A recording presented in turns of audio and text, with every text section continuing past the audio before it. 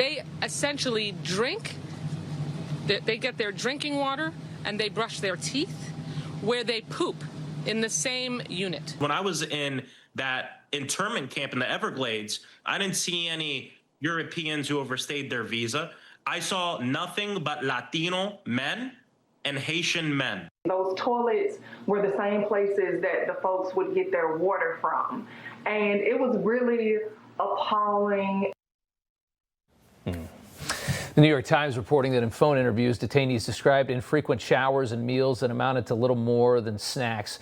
Interesting, because here's a picture of one of the congresswomen from Florida, Debbie Wasserman Schultz, standing behind food boxes with chips and sandwiches, dozens and dozens of boxes of chips and sandwiches.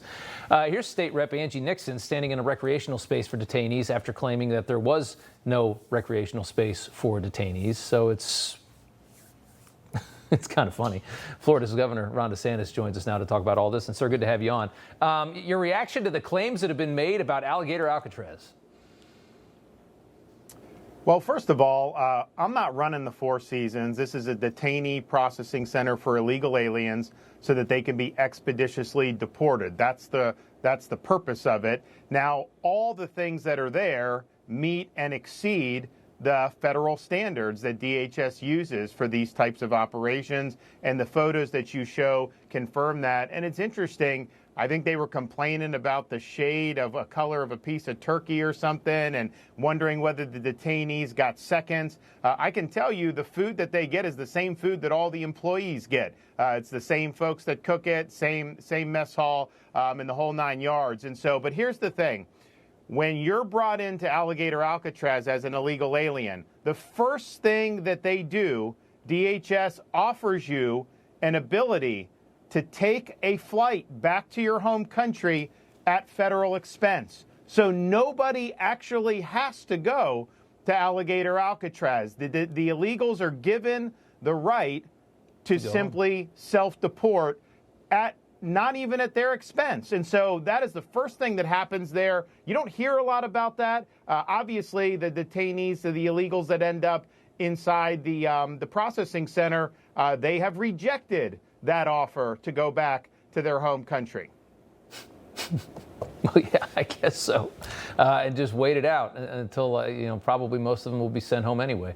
For the third consecutive year, I want to ask you about this. CNBC has ranked your state of Florida as the strongest economic state in the country. And it's been wonderful to watch what's happened to that state, because I remember how close your first election was. And boy, were we close to having a really freaky guy be the governor of that state. But low taxes, a lot of freedom. And COVID was a kind of a moment to shine for Florida as well. This is what people want. They're showing what they want with their U-Haul trucks and where they're going to, and they're going to Florida. And I want to juxtaposition that with the other side of the country, where we see the opposite. You got Gavin Newsom wants to spend $100 million to rebuild a fire-ravaged Palisades, a beautiful area, and add low-income housing to it, just to add a little more insult to injury, make you wait 5 years to rebuild your house, and then let's put a housing project a half mile down the street as well. You have very different styles. Yeah, and look, I think that we're proud of what we've done. As you said, no income tax.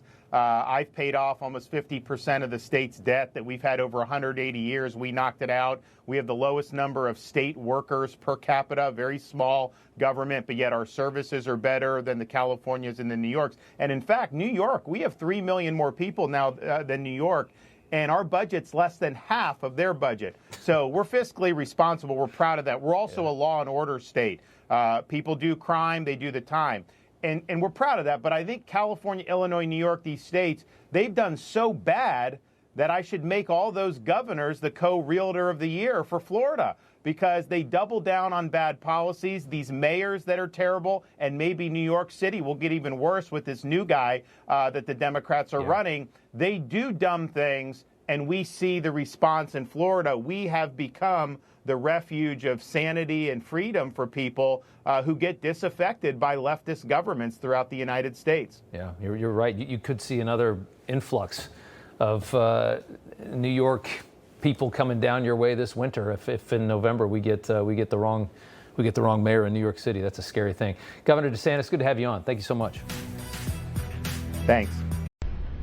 Everybody's reporting the same stories, the same spin. You turn the channel, it's always the same. But not us. We're different. We report the real news. No spin, just the facts. Turn to us, and you won't turn back. Tune in to Rob Schmitt tonight on Newsmax.